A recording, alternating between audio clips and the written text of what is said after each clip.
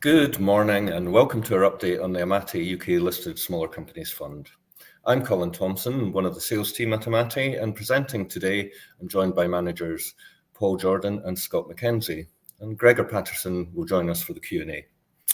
Given the bigger picture of investors favouring global allocations in recent years, we'll look at some of the very positive signs for the UK amid some concern over the fiscal outlook for the US. Against a backdrop where over a 3-year period, AIM has lagged the large, mid and small cap indices, it was great to see an announcement on the Mansion House Accord, signalling perhaps a change of ambition and a renewed focus on revitalising AIM, potentially a boost of 25 billion into UK assets, including AIM stocks by 2030. While net flows have been a persistent headwind for UK equity funds, the tone is changing. Sentiment suggests a potential shift towards the UK, and a small shift would make a big difference given the liquidity in the market segment. Our fund offers a focused portfolio with a high allocation to AIM, where recovery potential is significant, highly attractive portfolio valuation backed by strong cash flow, low debt, and high margins. Paul will start off by setting the scene in terms of market backdrop, then Scott will present the positioning of the portfolio and hand back to Paul for an outlook. Importantly, you have the opportunity to ask the managers questions, so please enter them on the webinar page and we'll cover them at the end. With that, I'll hand over to Paul. Great, thank you, Colin, and thank you everyone for joining us on this call. So just a quick reminder of who we are. This is the investment team I have the great pleasure of working with. I think most of the people on the call know many of us. Gregor joined us last year, and I think we have a very well-resourced team for what we're doing. Now, there's a number of slides we thought about what could capture what's going on here. This one is just looking at various major indices over the course of this year, the current year. And I suppose what we're trying to convey today is the fact that if it does feel like there's quite a significant change of sentiment going on towards the UK market. And maybe, this is one indication of it here that you can, and actually European markets in general, you can see here the top two performing of these indices this year are both European. We've got FTSE 100 Euro stocks, both large cap indices.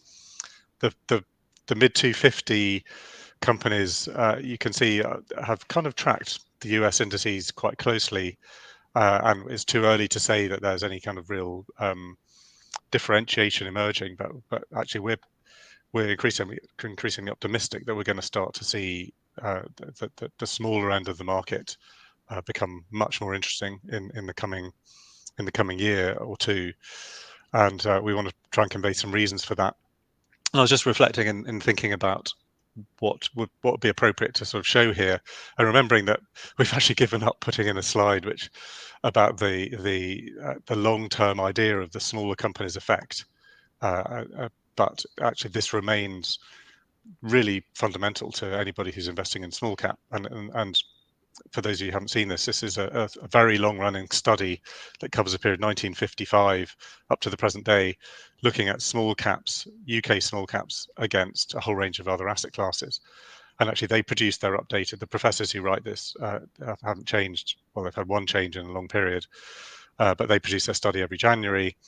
And even after some years of real underperformance of UK of small cap versus large and UK versus US, it's still the case. It was still the case in January that over this long period, 69 years, the Deutsche Numis Smaller Companies Index, excluding investment companies, gave you an annual return of 9%, which compares to, for example, the all share excluding investment companies is 6.5%, or the world equities at 6.3%, and US equities, even after this incredible period of outperformance of US equities, 6.9%. So there is this long run premium that you get for investing in smaller companies, and I think after we've been through such a bruising period, it's important to remember that it's almost like the natural state of affairs is to revert to the idea, and in a healthy economy it should be the case that small companies can outperform larger ones, but just in virtue of the law of small numbers.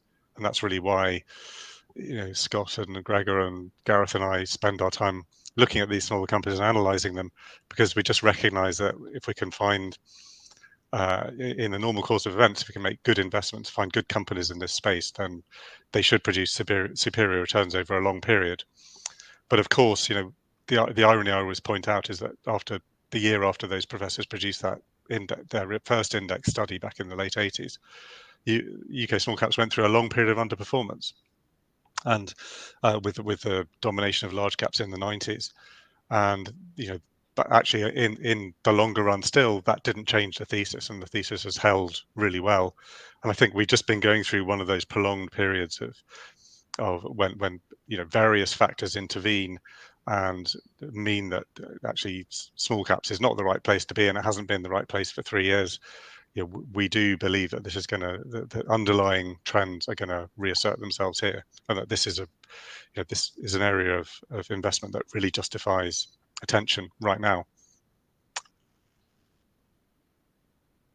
This slide here is really looking at the well publicized problems with the AIM market and the severe underperformance of the AIM market.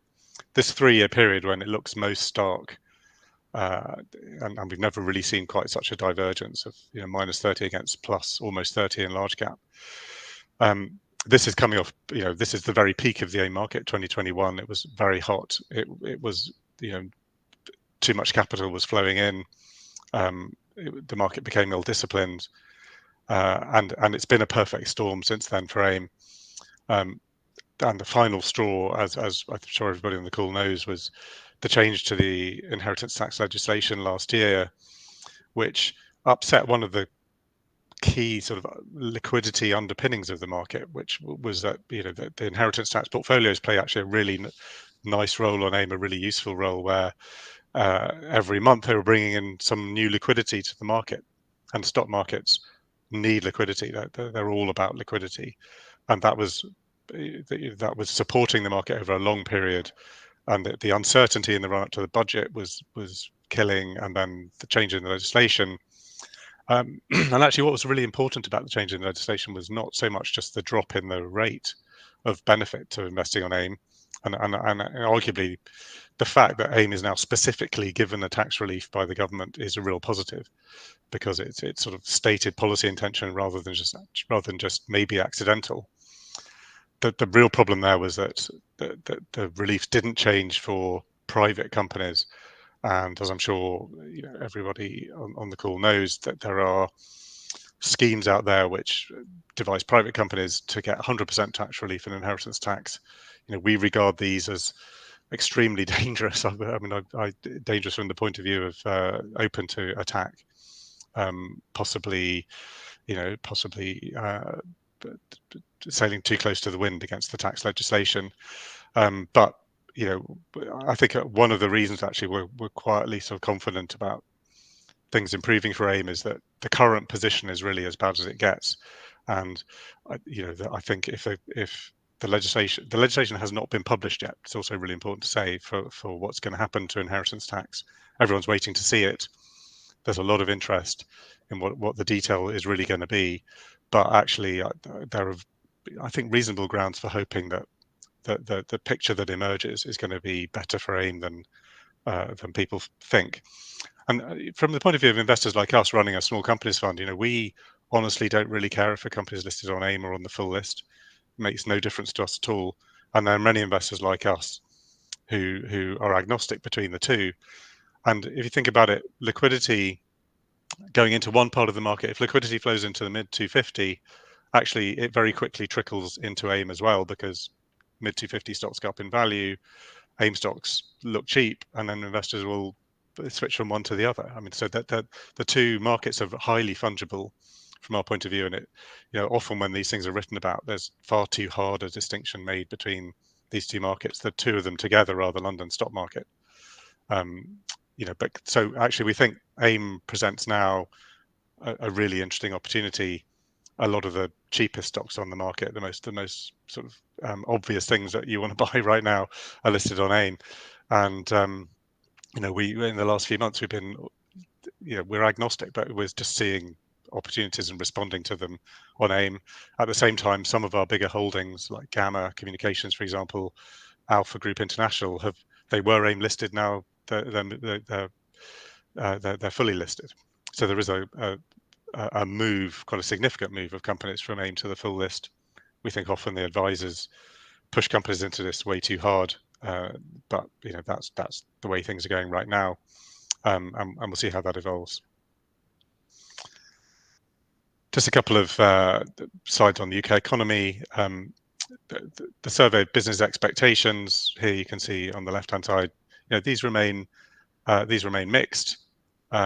Some Lloyd's Business Survey positive, other two not so much yet. But we think that there's good grounds to think these are going to turn more positive. The slide on the right, household real incomes, consumption, and the savings rate. And the savings rate is really important in the UK. You can see how high it is. And that is reflecting quite a lot of nervousness amongst consumers, feeling the need to save because they're just not sure what's happening. It's obvious why that sentiment would be abounding, and you read the headlines, you can see why people would feel nervous. But actually, that's pent up potential. The UK consumer has a very strong balance sheet internationally. It's one of the real core strengths of the UK economy, and actually the fact that real disposable income has been rising in the way it has, as you can see here again, underlies that pent up potential in the UK market. I've included this slide too because this doesn't really get talked about enough. This is the money growth picture for the UK economy. I'm grateful to the Institute of International Monetary Research for this data. They put it on their website every month. It's really worth keeping an eye on. And I suppose the sort of narrative that I would apply to this, as you can see, this long period between 2010 and 2020, when the rate of money growth was very stable in and around 5%, with a blip in 2016 when it quickly reverted. And those kind of conditions are really conducive to the kind of growth that the economy most thrives on, where you get steady growth essentially. And you can see the incredible distortions that were imposed by COVID, the massive surge in money supply, and then the contraction in 22. This has been a bit all over the place, and now we can see this having reverted to that much longer run norm. And actually, that I take that as being a significant positive for the UK economy in terms of just providing a backdrop for steady growth to emerge again. Fund flows talked about a lot. They were still negative in April, albeit half the outflows of March. This is only flows into UK open-ended funds, UK equity funds. Actually, what's happened, and this has also been talked about quite a lot, is the first of the local authority pension fund groups has started to make investments in UK small and mid cap in May, and that has started to change the liquidity picture. And it was when that began to happen, I think everybody in the market suddenly began to feel the impact, and we were starting to get bid for holdings that we had, and the dynamic switch from it being very difficult to sell holdings and having to accept duff prices if you needed to sell, to suddenly being bid for stocks which you don't need to sell. And that is that is the environment we've kind of been waiting for. Obviously, more of it needs to happen. We still need these fund flows into UK funds to turn around. I sort of think these are going to be very much led by momentum and a little bit of change in momentum in the market, which we are starting to see. Performance across the whole peer group of small cap funds in May was strong. It doesn't take much of momentum to reappear. Fund flows start to reverse. You can see how this picture builds, and there's no bell that's going to ring at the bottom of this market, but actually to interrogate the underlying dynamics, they've become much more positive. With that, I'm going to hand over to my colleague Scott to look in more detail at the portfolio. Thank you, Paul. Just by way of an introduction, we should really update everyone on the size of the fund. Clearly we have not been immune to the challenges that Paul outlined on the previous slide. As many smaller company funds, we've had our fair share of outflows in the past 3 years as well, and that's been a really big challenge in terms of us managing the portfolio and trying to turn around the performance of the portfolio. The one thing that we have done, which we'll come back to shortly, is we've reduced the number of holdings. So the fund is now considerably more focused than it was going back 3 or 4 years ago, and that's allowed us to really improve the liquidity profile of the fund. The weighted average market cap of the companies that we own now is just under £800 million. So it's been a very challenging period in terms of the fund flows, but it has allowed us to really refocus the portfolio on what's important, whilst maintaining a very strong liquidity outlook. In terms of the fund performance, those of you who followed us in recent years will know that it's been quite a challenging background for us. Over the long run, the fund has done very well, and that was up to and including the post-COVID period. We had a particularly good COVID, and really since the end of 21, early 22, it's been quite a challenge for the fund, and our performance has not been where we wish it to be. There are some early signs of life, as Paul alluded to a moment ago. We are beginning to see a bit of a turn in sentiment and in the fortunes of the fund. And we believe that that's a lot to do with the refocusing that we have done in the past 18 months to make sure that the fund is absolutely fit for purpose going forward, and to make sure that we're there to capture the upside that we now see in small cap. So these are early signs, but we hope that we're now firmly on the front foot again after quite a few challenging years for the portfolio. One of the key things behind that kind of volatile 5-year period has been the exposure to AIM, which Paul has alluded to already, and we have had a long held exposure to AIM within the Amati funds really since the inception of the fund under Amati going back to 2011. And we can see in the past 5 years that the fortunes of AIM have had a fairly material impact on the overall performance of the fund, really peaking in that kind of mid-21 period where the fund performance had been extraordinarily strong, to where we are today, where clearly we've got some ground to make up, and we can see that AIM itself really has been extraordinarily challenged over the past 3 years. And the reason that's relevant for us is that we have a very high exposure to this market. This is not a new thing for Amati. Really, since Paul started the business back in 2011, AIM has been an integral part of the portfolios. And when we look at our listed smaller companies fund, we can see from the chart that the exposure to AIM has been there throughout the kind of the period of life of the fund. And at points in the past, it has actually been as much as 60% of the fund. As we look at it today, we have about 49% of the fund held in AIM securities, and that is probably more than the average smaller company fund would have, and it's certainly more than our main index, which is shown on the far right. So the Deutsche Numis Small Cap plus AIM index, which is our main benchmark, used widely by many other competing funds. We can see there that roughly 30% of that benchmark is held within AIM, compared to our own 50%.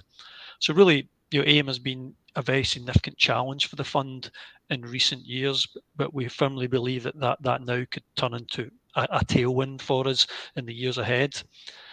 We are seeing changes to AIM. Paul made reference to a couple of them earlier on, and some of the companies which we previously held in AIM are now moving to the main list. More recently, companies such as Gamma and Brooks Macdonald have made that change away from AIM and become fully listed companies. And we have 2 other companies held in the portfolio, Ashtead Technology and Mortgage Advice, who've also indicated that they are likely to move from AIM to the main list in the current year. As Paul alluded to, we're relatively agnostic about these moves, and we very much leave that to the companies themselves to decide if that's the best place for their listing. We are quite happy whether they remain on AIM or whether they move to the main list, but clearly we would expect the overall AIM exposure, if anything, to go down slightly during the course of the rest of this year, mainly just because of those moves that some of our companies are instigating themselves. Overall, we remain very committed to AIM, and Paul will take you through some examples recently of companies that we've bought. We're still very much active in looking for new investments in AIM, and indeed some of those are already delivering some quite positive results for the fund. Putting AIM into context, just to kind of close on this topic, there is no doubt that it's been a challenged market in recent years, and we can see over many years that the number of companies on AIM has gone down. We had almost a Wild West period prior to the financial crisis where the number of companies in AIM escalated dramatically. that bubble burst, post the GFC, and really we've seen a very steady downward trend in the numbers of companies, and indeed the size of AIM over recent years has come down, fairly materially. So in terms of the universe today that we're dealing with, the total value of AIM is about £65 billion. So it's a relatively small index these days. And within our own investable universe, as shown on the right, we're typically interested in companies with a market value of greater than £100 million market cap. So we tend not to look at really any companies for the fund below the 100 million market cap these days. So that leaves us with a universe of about 150 listed AIM companies, which would potentially be of interest to the fund. So it's a much smaller universe today, but we're very much focused on the larger, more profitable companies within that universe. Moving on to the overall shape of the portfolio and how we run it. Again, we've taken some quite long-term charts here, looking at the beta and the number of stocks, and the portfolio beta for the Amati listed smaller companies fund has always tended to be below 1 anyway, and over its life it's averaged about 0.9. So at the moment we're in between 0.9 and 1, and that's kind of where we would like the fund to be. And it means that we're still positioned to capture all of the upside that we hope will be coming from the smaller company sector. I made reference to the number of companies within the portfolio a moment ago, and that really has come down quite significantly in the past 18 months. And that's very much been a deliberate policy strategy for us as the managers.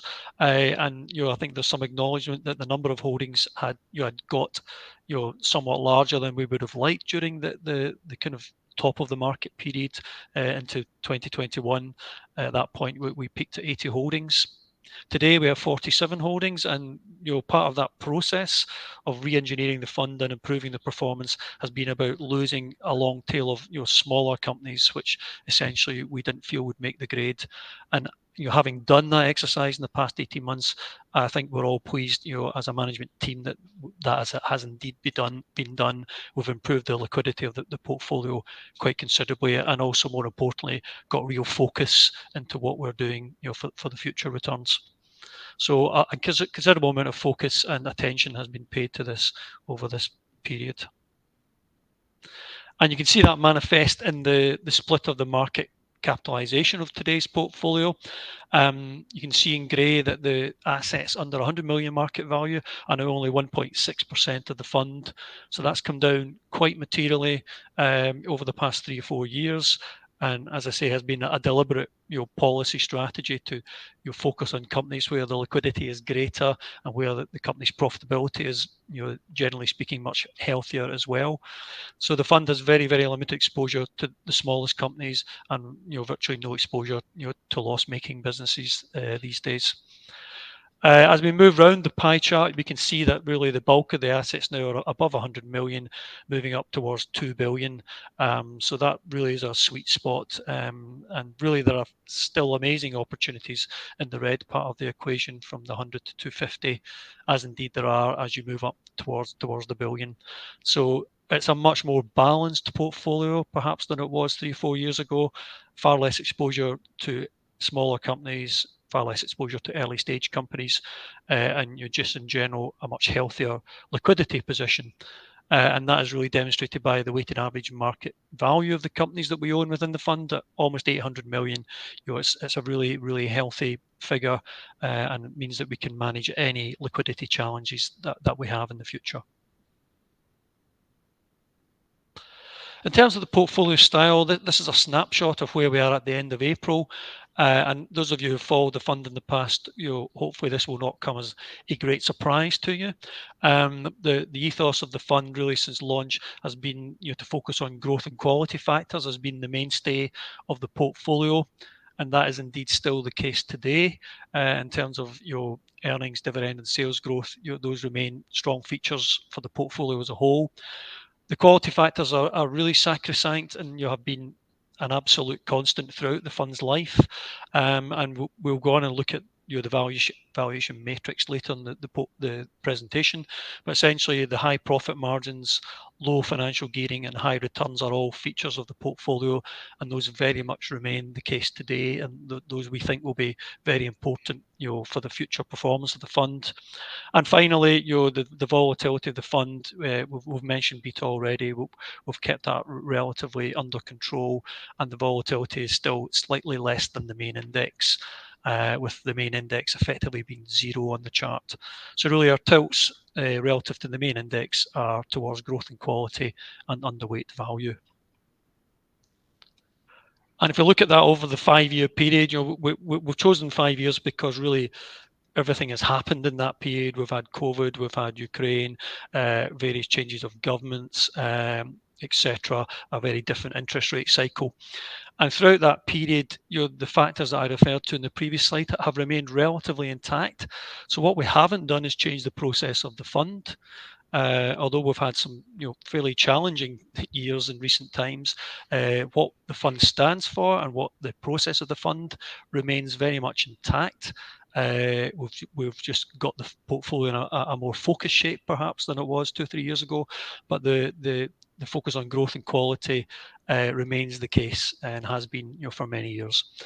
The volatile pattern in this chart is really momentum, which has been extremely volatile, not just for our fund, but for small company funds in general. But it's good to see that momentum factor is now beginning to improve. And obviously the more recent performance of the fund is testament to that. We're now beginning to see stronger momentum from our companies in terms of their share prices and in terms of their earnings. Long may that continue.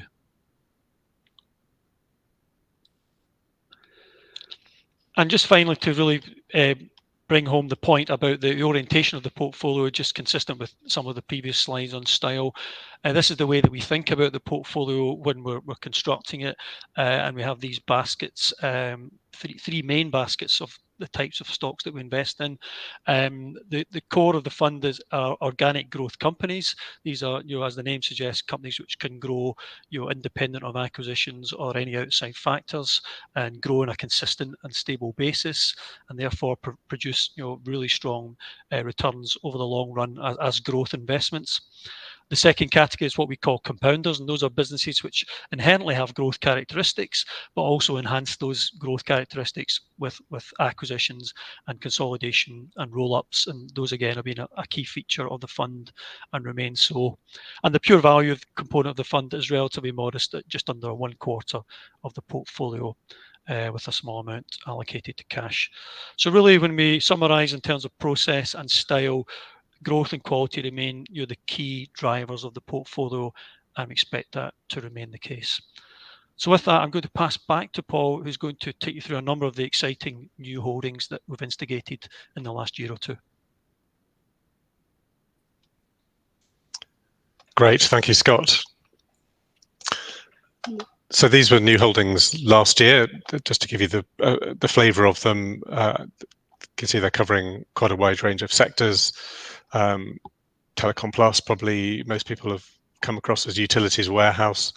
There's a very, very long-standing, kind of remarkable business story behind it.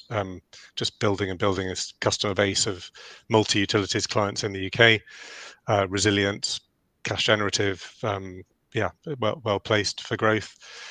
Won't talk through in too much detail, just to give you the flavour. Renew, this is an AIM-quoted company, and it is what it says. His name describes it pretty well. It's about maintenance of infrastructure, so highly specialised skills being brought to bear on rail, roads, water. The sectors like that actually had quite a bad time in the past few months, really as a result of, and this is a feature that's hit quite a few companies in the UK market, 3 major spending reviews by the government in terms of IT, defence, healthcare, and other areas, and this sort of pause effect that happened, which was not really expected by many companies. With the new government coming in, there's been about a sort of year-long pause in many areas of spending, and that certainly impacted rail in a big and quite unexpected way. And so that was a setback, but we really regard that as temporary, and really, in the long run, we knew the strengths of its business are easily going to reassert themselves as that spending turns back on. So yeah, we remain happy with that holding. And maybe just talk about one more here, Greatland Gold. This is a gold mining company. It's a good example of how sometimes things on AIM really come together. People can get very dismissive of resources companies on AIM. This was the best one to appear in many years, and obviously we keep a pretty close eye on the miners in the UK, partly because we have our own metals fund and metals team. They'd known the management team who took over Greatland Gold about within the year before this happened. They did a transformational acquisition, actually acquiring the asset of that used to be owned by Newcrest, which is a gold mining major, and Newcrest had done a deal to farm into Greatland Gold's exploration asset. It ended up that Greatland bought their adjacent mine, and suddenly became a really significant gold producer, and therefore of immediate interest to us. And that was one of the best mining deals done on AIM in a very long time, and we were lucky enough to take part in it. And as you can see, it's been a highly profitable investment already. Jet2, everybody will know on the call. Boku's an interesting one, but it is just worth mentioning. This is one of the UK's really significant high growth companies, one of AIM's high growth companies. It's actually a US domicile company, but it's run out of the UK, and it's a global payments business which has really gained traction, and where the next leg of significant growth is going to come from is the introduction of what we call local payment methods. So all kinds of payment methods beyond just simple card payments, which is what we tend to make in the UK. In other parts of the world, these local payment methods are going to be much bigger than card payments. And Boku is really at the forefront of implementing that for actually nearly all of the biggest digital vendors in the world. So think of the top US tech companies being their core clients. And then new holdings this year, we've been keeping an eye on some of these for some time, and sort of decided that the entry points were right. GB Group, we've owned before. We sold out of it, bought back in because we actually feel this story is starting to become much more positive. Global identity software. Chemring, defense business. There's not very many to choose from, but this is clearly an area where we're going to see the whole dynamic has completely changed for European defense companies, having been through 20 years of very tough times. Actually, Europe is going to get serious about defense, and Chemring is at the heart of certain areas of that. Kainos made its reputation in IT services and working for a lot for government. So if you think of the DVLA website and how great that's become to use if you want to check your MOT or the status of your road tax, that's kind of stuff Kainos does. And there was a pause, and we sort of anticipated a government spending pause. So we actually sold out of this, bought back into it this year at what we think will prove to be a very attractive price. Me Group is just an interesting, long-standing UK business where there was a good opportunity to buy into it. It's a specialist vending business. Kind of hard to describe, but the growth part of the business is these laundry machines that go into supermarkets. It's very big in France. If you're on holiday, you don't have a washing machine, you can go to the supermarket, do your laundry. Sounds very simple, and it is very basic, but they are the major player, and they have the IP for these machines, which are providing a service that people want. So it's steady growth, and we can see many years of growth in that business. And then it finally impacts a well-known UK fund management business that got extraordinarily beaten up, and we just felt actually this had become crazily undervalued, and we decided we wanted to take a position in that. Looking at the valuation metrics, actually, when you look at these numbers, they haven't changed very much over the past year. But all of the numbers are massively more attractive than they were, as you can see in 2021. And actually the valuation differentials here, but looking back 3 years, are important. But the characteristics have remained the same. We're not buying the fund is not. We never buy a company just because we think it's cheap. That's always a mistake in investment. We're buying companies which we think are fundamentally attractive on a minimum of a 3-year view. And if we ever take a position in a company, we're reckoning on holding it for a long time, not just for a few months. So we're looking at long-term attractions. For the kind of quality of companies we're buying, we think these are very attractive multiples. You can see we're pretty conservative about financial leverage. Overall, the leverage is very low in the portfolio, and we look a lot at free cash. One of the pieces of work we have to do in our due diligence on companies, and I think we have a pretty robust process for doing our work in due diligence, and we have our own systems for storing this and comparing notes and collaborating with each other as a team. But one of the most complicated things we have to do is to unadjust earnings numbers to try and make sense of what has become crazily complex accounting with IFRS and all of that. Anybody who's heard me talk about this knows I'm not a fan of IFRS and its incredible complexity. So we do quite a lot of sort of, if you like, debugging of the results to try and work out, well, actually, what is the underlying earnings here? If you take a, you're not going to adjust out share-based payments, and you're not just going to let companies capitalize as much R&D as they want to. What is a fair view of profitability? And so having strong free cash flow yields is a really important part of that piece of analysis. Fund takeover activity, 2024 was very strong. Had more takeovers in 24 than we've ever had in the fund before, pretty much. We've got mixed feelings about the takeover activity in London. We don't really want to see London shrinking even more than it already is as a stock market. But the valuations right now are such that on a global sort of level, this is one of the most attractive hunting grounds for private equity and corporate buyers. So we are seeing more potential bids coming through. One of our largest holdings, Alpha Group International, has had a potential bid, not an actual bid yet. I think the first put up or shut up date is tomorrow, so that's a pretty live situation. We really don't want to lose it as a holding in the funds. So I think if any bid was going to succeed, it would have to be at a pretty significant premium, and therefore there may be no bid, but we'll see where that gets to. And then this is our top 10. That was Alpha Group. I was just talking about there. Gamma was another mover from AIM. Great, and we talked about Trainline. It's been holding in the fund for some time. It's been kind of through the mill in the last few months because there's been quite a lot of noise around GB Rail being formed. Actually, we think Trainline's positioning will remain very strong in that market, and it's by far the dominant retailer of train tickets in the UK. It's becoming dominant in some other European markets, and its ambition is to be the platform of choice for buying tickets internationally around Europe, train tickets, and we think that's achievable for the company. And some of these other companies we've already talked about as well already. But we're very happy with this positioning of our top 10 holdings. As you can see, the portfolio is more concentrated than it's been for a while, and we regard that as a good thing. Just a little bit more on market outlook. The rates are probably still headed down.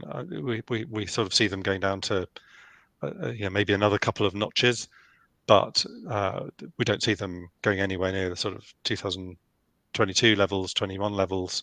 But we do see some easing. Clearly, what matters the most to UK investors is the long bond yields, and those have been pushing towards the top end of their ranges. We don't want to see them going any higher. That is a risk factor out there.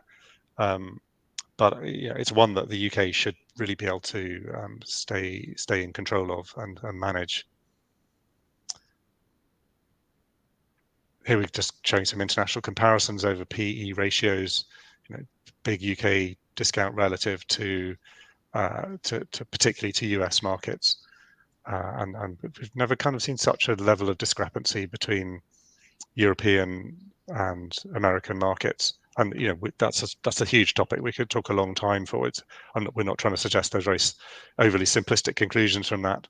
Clearly the Magnificent Seven and some other leading US companies they will be written about in the history books.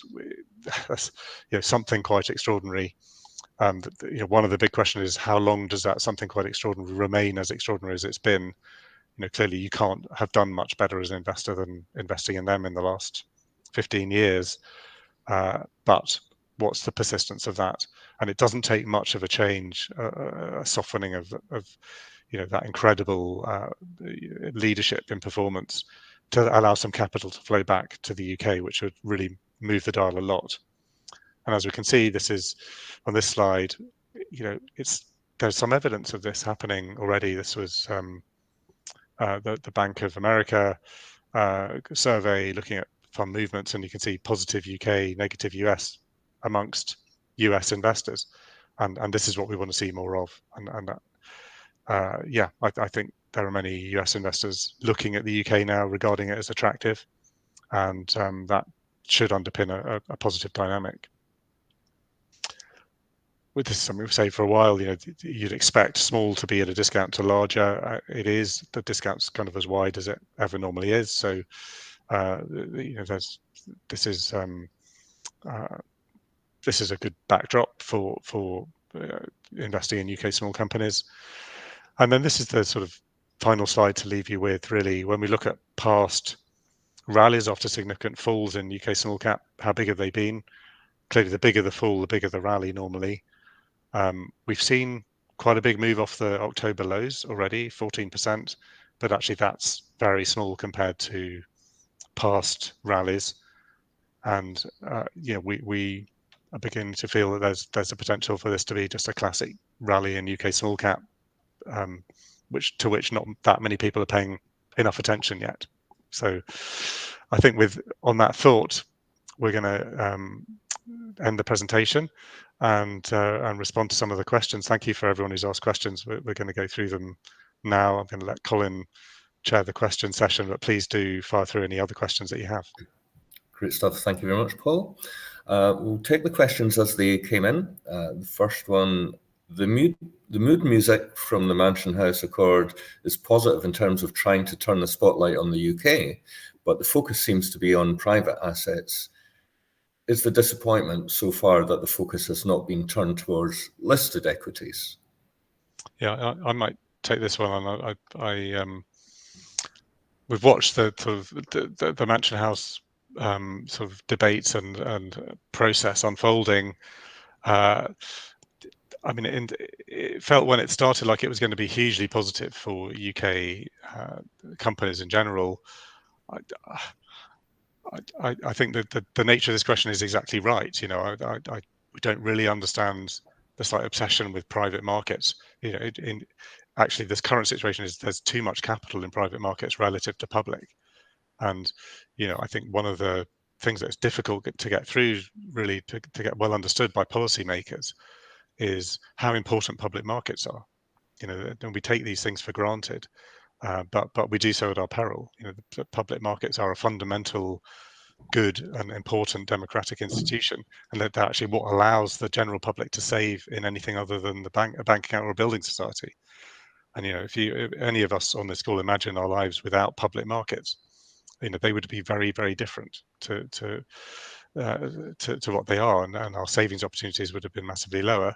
Obviously, now what's different from 20 years ago is now we've got access to foreign overseas stock markets just as easily and readily as the UK.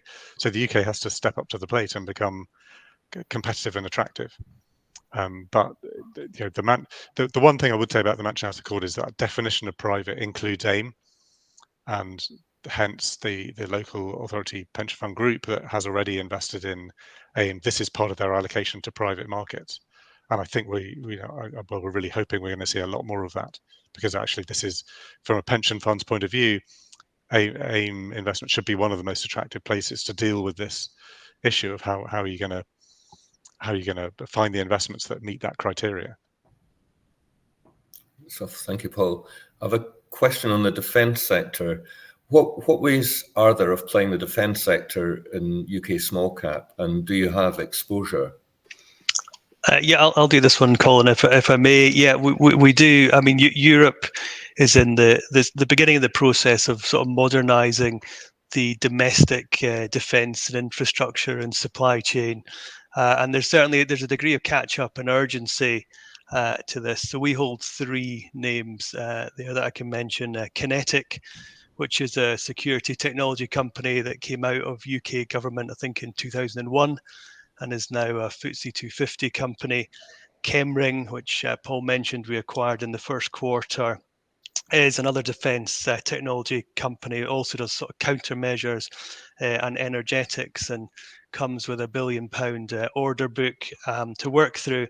And within IHT, I could also mention a Cohort, which is an AIM-listed European-focused defence company that we acquired in Q1 this year. And all 3 of these companies come with, really significant barriers to entry and potentially big beneficiaries from the UK Defence Review, which should come out later this year. Perfect. Thank you very much. We have a question on flows. Are you still having net redemptions on the fund, and how does this compare with 21 to 23? And I think I can answer that. We are, but it's slowed dramatically. We certainly started having redemptions 23, 24. A lot to do with the central investment propositions of larger IFAs moving towards passive and changing the way that they do things. But certainly the redemptions levels have slowed recently, and I believe the fund's a really good size now to perform. Further question: do you anticipate a positive surprise relative to consensus expectations on UK consumer spending? I'll maybe take that one, Colin. Yeah, I mean, the data on consumer spending and retail sales has been a little bit better than the headlines might suggest. So it's been relatively robust so far in 2025. And looking at how we're positioned in the fund, if anything, we've edged up our exposure to the domestic economy, in the past 6 to 12 months, and that's now beginning to help the fund. So the more consumer exposed stocks we've got include things like Wix, the DIY retailer, and that's been one of our stronger performers in recent months, as well as companies such as Moonpig, again, quite geared towards the consumer. Jet2 is another example. Paul alluded to that earlier. That's been a really strong performer in recent months, again, heavily geared towards consumer spending.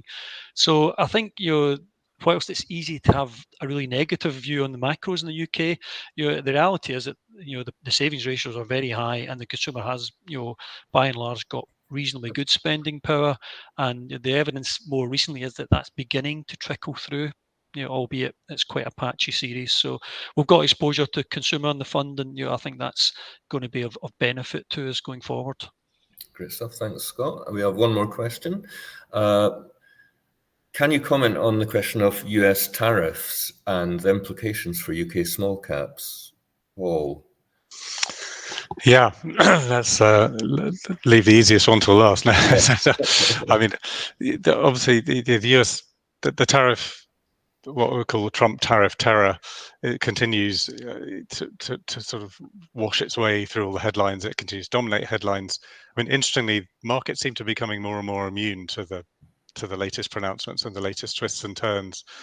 Even the sort of big sort of mooted dispute that's brewing between the US and EU, and the threatened 50% tariffs and all of that. The market's just kind of ignoring it now, just beginning to feel, well, look, who knows where this is going to end up? It's all kind of noise and negotiating tactics, and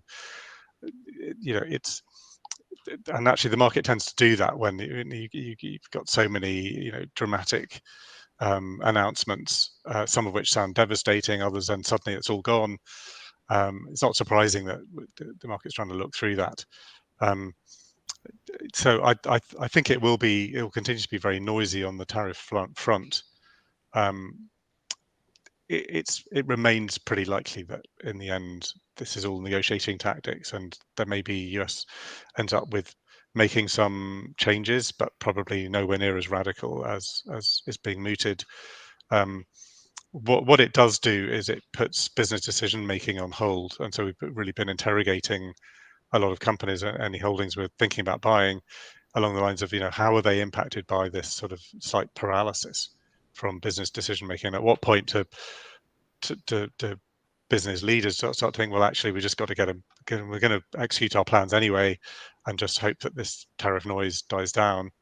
But that slight sort of paralysis will create will create a wave of delay, and that we've been a bit concerned about that. It's probably temporary. I think the companies we're exposed to are pretty insulated from that, and that's not accidental. But it's also creating some opportunities, and if a delay emerges, we might start to see some opportunities to buy some really interesting companies that were hit just because of that. So we've got our eye on one or two. But the overall picture will remain noisy and confusing. I think underlying, it's just important to kind of keep a level head and make assumptions about where this goes in the long run. Great stuff. Thank you very much, Paul. Just a final comment. There was a really thoughtful piece published this morning on the UK small cap landscape by Morningstar, the analysts there, Henry Ince and Daniel Hayden, which is a great summary of where we are, and I think echoes a lot of what we've talked about this morning. With that, I'd like to thank you very much for your questions, your support and interest in the fund. And if any other questions come to mind, please get in touch with the Amati sales team, shown on the screen then, just now, and also on our website. So thanks again for joining us, and until the next time, goodbye for now. Bye.